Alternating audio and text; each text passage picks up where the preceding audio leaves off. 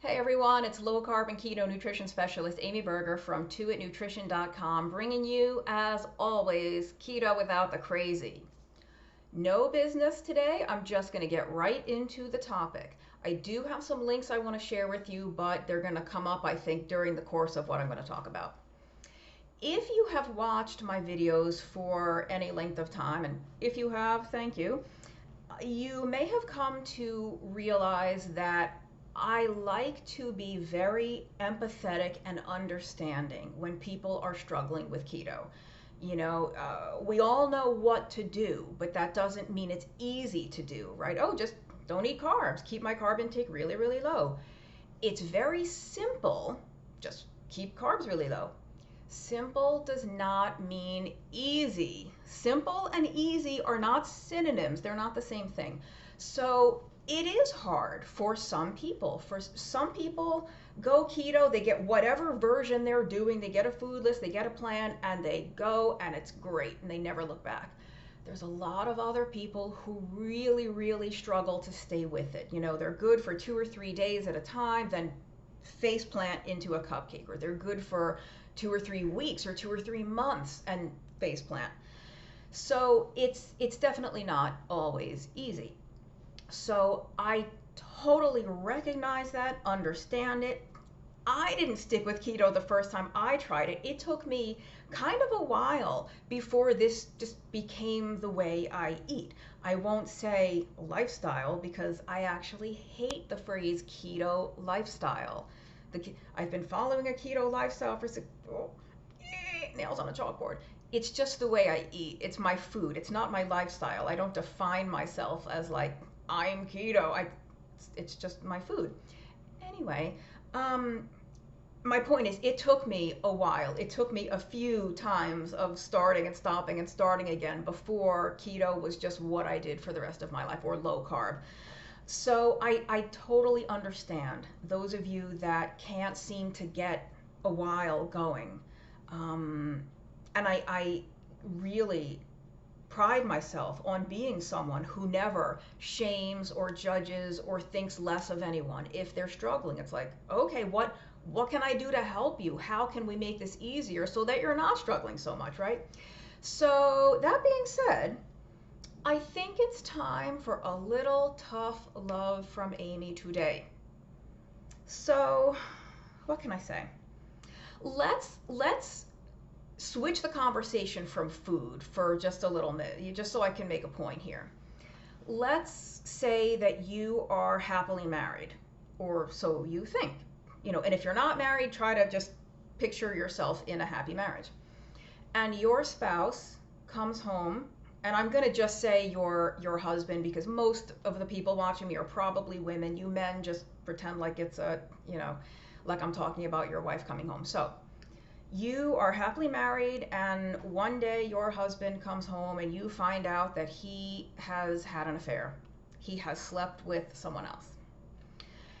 And he's explaining it to you. She's so pretty. God, well, she's so beautiful. How do you react to that? Oh, well, she was pretty? Oh, well, of course you had to sleep with her. She was pretty. You couldn't resist how beautiful she was, of course. No wonder. Or, honey, it was the office Christmas party. It was the party, and it was the different atmosphere, and I don't know what happened. It just happened. How do you react to that? Oh, it was the office Christmas party. It was a special occasion. Well, of course you had to sleep with someone else. It was a special occasion. You got to kick your heels up on a special occasion. What if he says something like, I see her at the office every day and she's always wearing those nice skirts, and she's got such a nice figure, and she just looks so pretty, and she smiles at me and she waves at me across the room, and I was so tempted. Oh, she tempted you. You were tempted. Well, of course you had to sleep with her. She tempted you. You were tempted by her. Do you see where I'm going yet with this? I am using an extreme comparison because sometimes it really helps to hammer home a point when you use the extreme. So now let's bring this back to food. What are the things you tell yourself to rationalize every time you eat off plan? I had a long day. I had such a long day. I was so stressed out. Is eating sugar and starch going to make that day less long? The day is already long. It's over. You're home. You just got home from work. Is eating sugar going to make that day have been less long in the past? You know, what else could you say? It was Thanksgiving, it was Halloween, it was Christmas, it was my birthday, Joe Blow was retiring, and we hit the sales goal at the office. Like,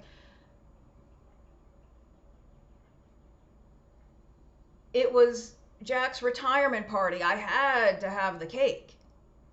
It was my friend's cousin's graduation party. I had to have the pie.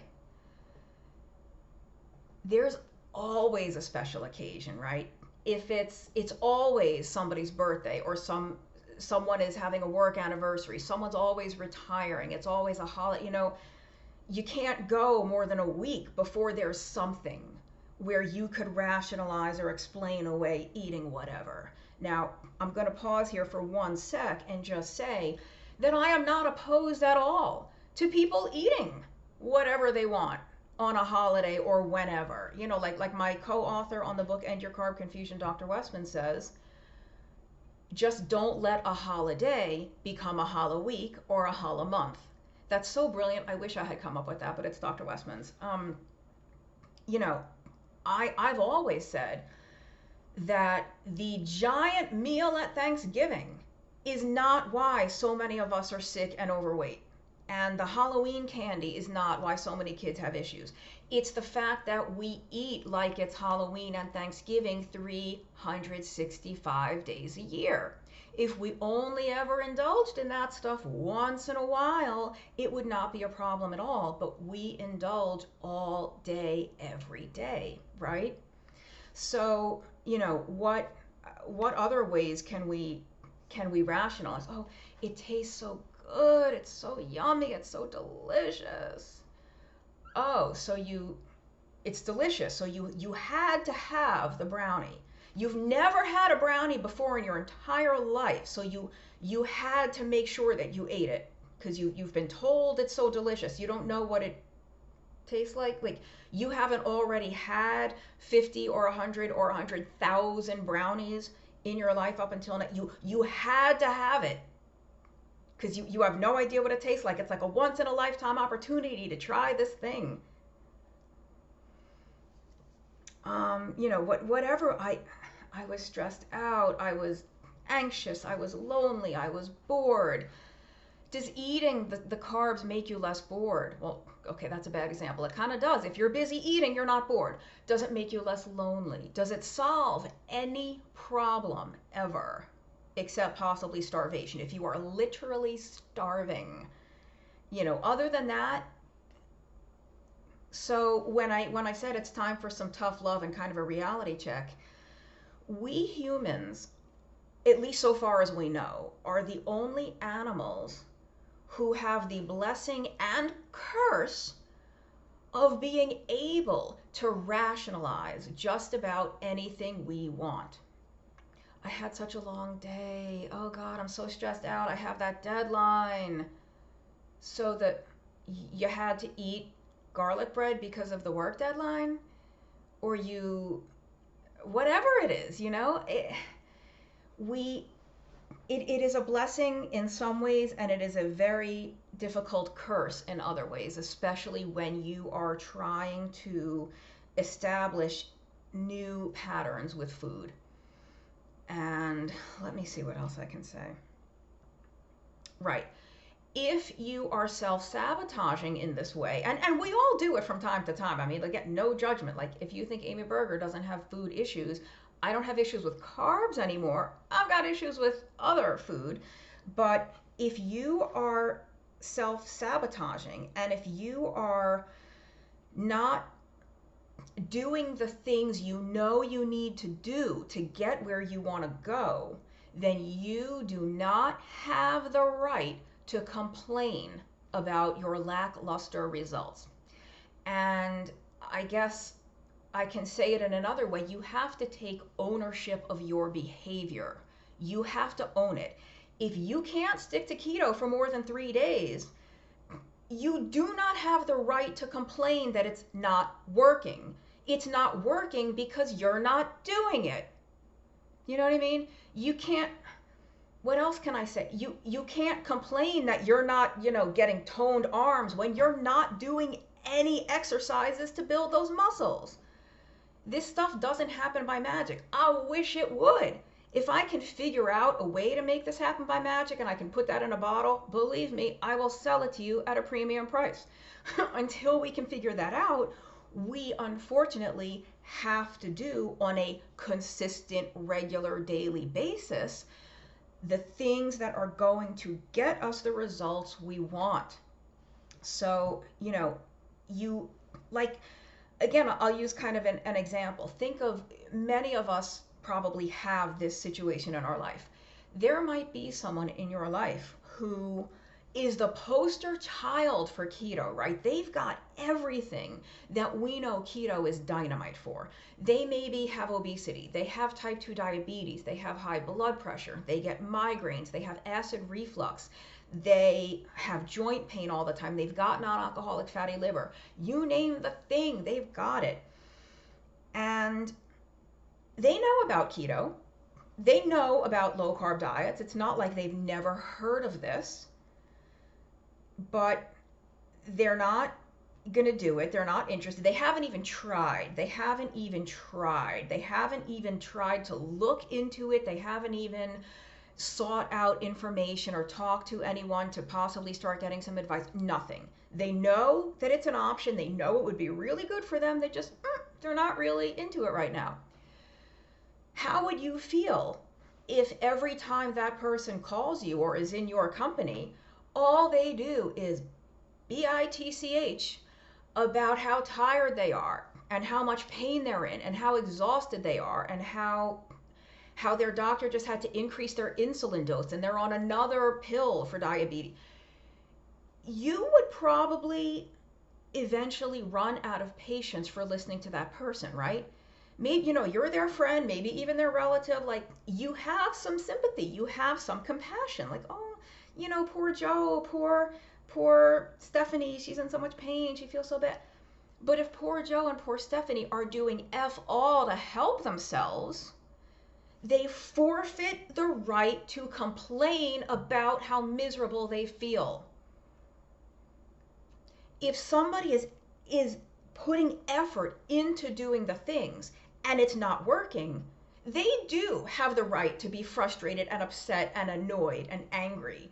I'm doing this and I'm doing this and I stopped doing that other thing and I stopped doing that other destructive thing and it's not working. What that? They have that right. You do not have the right to complain about how bad things are when you are doing nothing to make them better.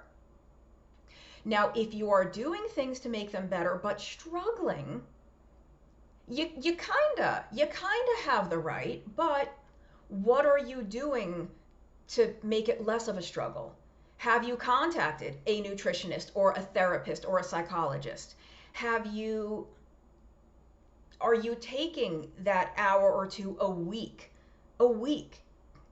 to go to the store and stock up on all the food that's convenient to keep on hand so that when you are ravenous and you need to eat in 4 seconds, you can just go and grab a cold piece of chicken or a leftover piece of bacon? Like,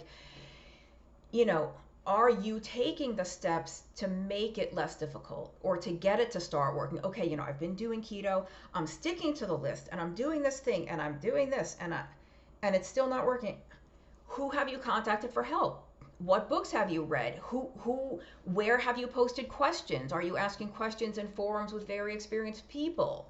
If you are being proactive and trying to help yourself, then I hate to use the word complain. I wouldn't say you have the right to complain. I would say you have the right to be frustrated and aggravated and disappointed and angry, and you can express those emotions.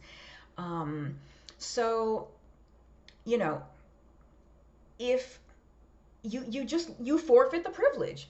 If you're not doing what you know you need to do to get where you want to go with keto or anything else in your life for that matter, but let's keep this keto, you forfeit the privilege to have other people listen to you whine about it.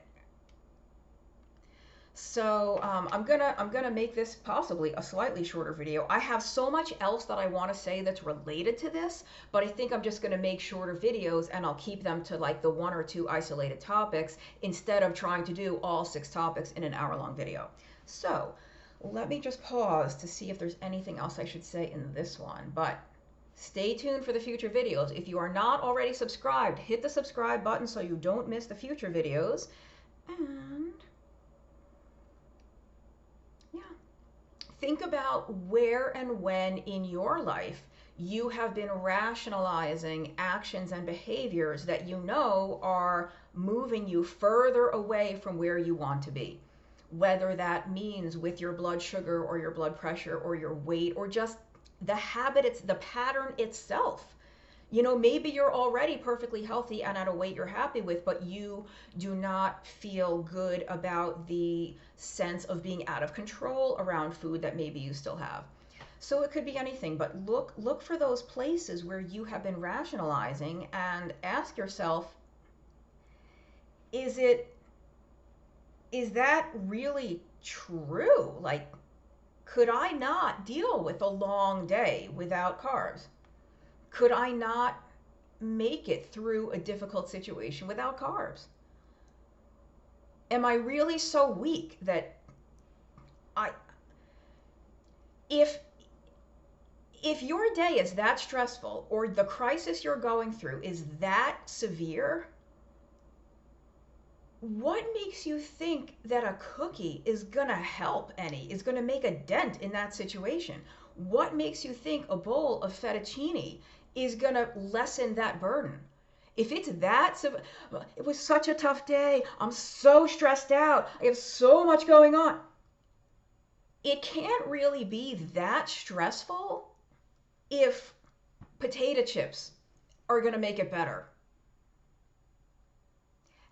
How difficult can the situation be if an ice cream sundae is going to make it all better? It can't be that difficult if all it takes is a little ice cream to smooth things over, right?